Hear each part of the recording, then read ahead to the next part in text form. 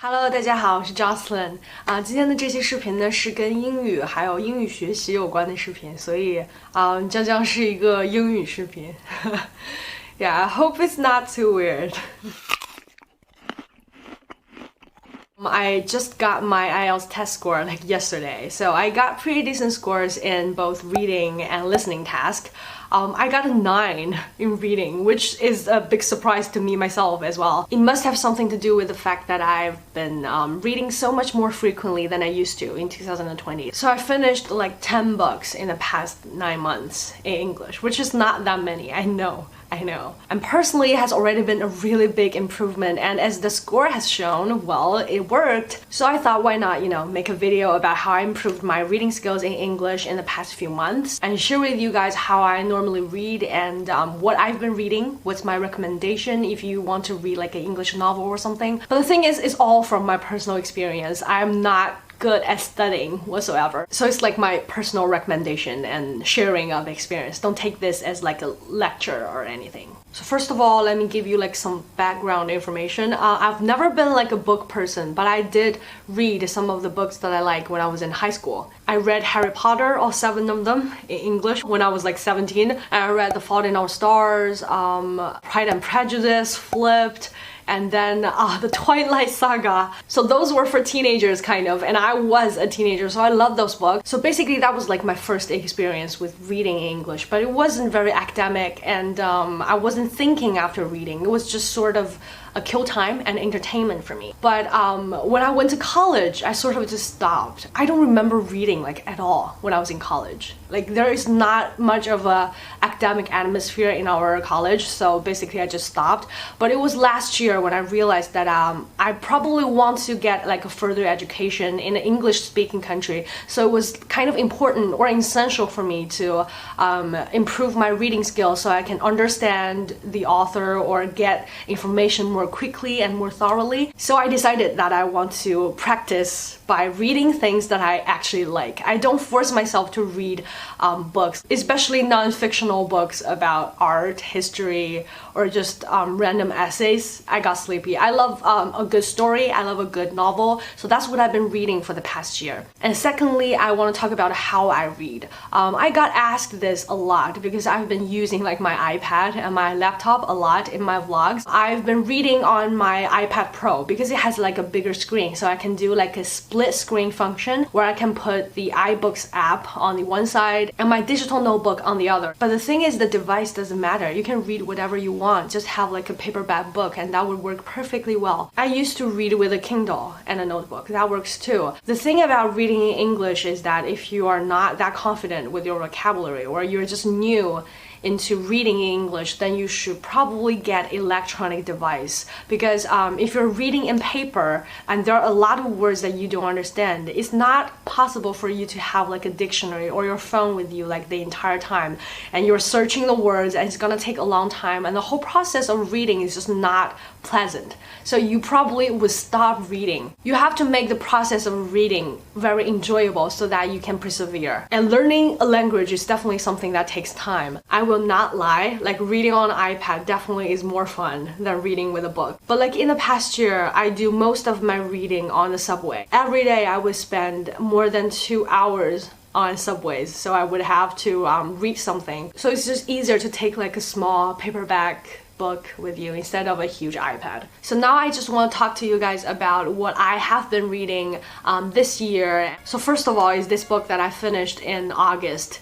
It was like a month ago, and after I finished it, I went back and read it again. It's called Station 11. Firstly, I read The Glass Hotel, which is the book the author has released on 2020 in the beginning of the year, and it has become bestseller at some point. So I just thought, it was popular. I'm just gonna check it out. And I love The Glass Hotel, but I loved Station 11. The story is about a pandemic that just sort of exploded on our planet, and how our world would function after it.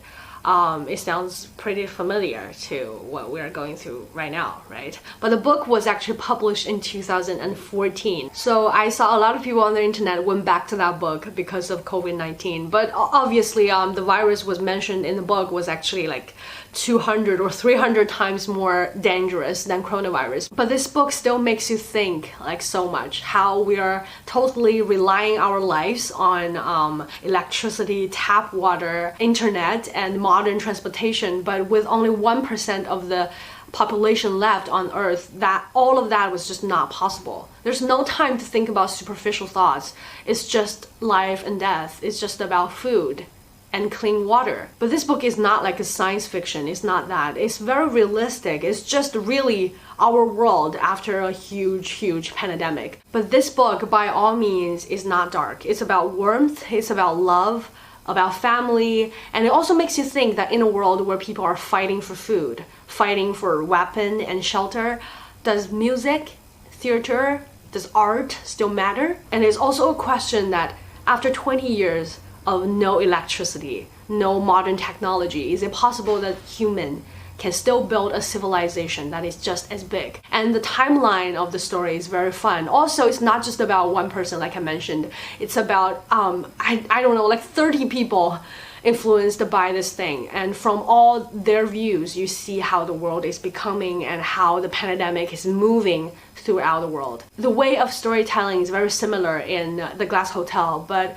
other than the story of life and death, The Glass Hotel is about a financial disaster. It's about a Ponzi scheme, but still you got like a multi-angle sort of view. So it's not just about people losing money, it's also about the people behind the Ponzi scheme, and it was like based on a true story. So the author is actually Canadian, and I saw online that a lot of people is actually calling her a disaster artist. So obviously a lot of her work is actually based on a disaster that suddenly happened. The vocabulary or the structure of the sentences are not very hard per se. It's just the storytelling, and the timeline can be a little bit confusing. So like with some patience, after like 10% of the book, you're not gonna be able to stop reading it. They are so interesting. So second on the list is Conversations with Friends. I read Normal People first, and then I watched the Hulu series, but I don't like them as much as Conversations with Friends. So the heroine is a college student, but of course her life is definitely more dramatic,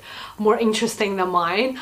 But it's about love, about family, friends, and education, and illness and health. So a lot of the subject or the topic mentioned in the novel is something that I spent a lot of time thinking about. And the language in both books are very clever, and she's not trying too hard, which is good. Who is trying too hard? John Green is always trying very hard, but I did read one of his books this year. It's called An Abundance of Catherines. It's much shorter compared to other books that I just mentioned.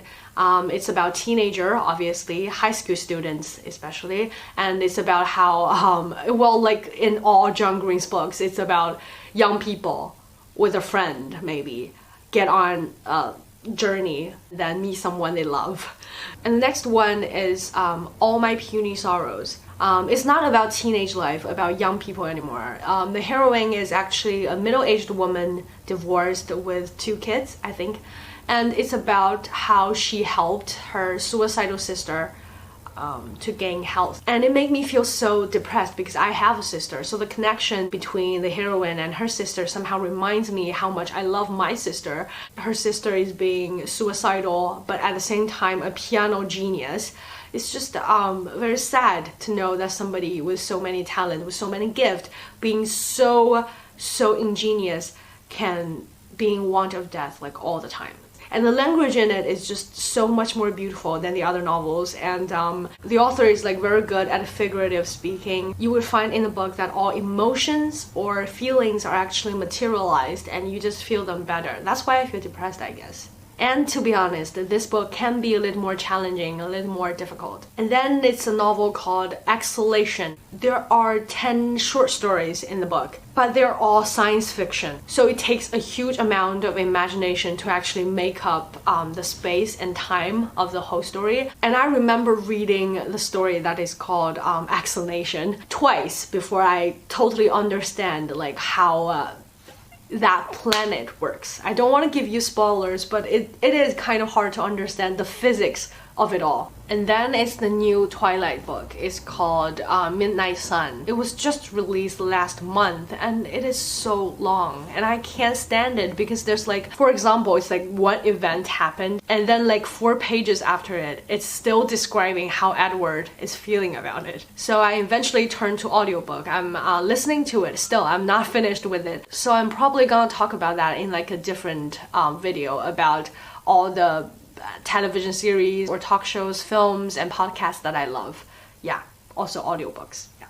And then it's the classics. Like in the beginning of the year, I was reading Little Women because I saw the trailer of Little Women actually. I love Timothée Chalamet, I love Saoirse Ronan, so I was like, the movie's still not out yet, let's just finish the book first. The thing about classics is that you know the story, you know what's gonna happen, you know the characters, so it's easier for you to understand the plot.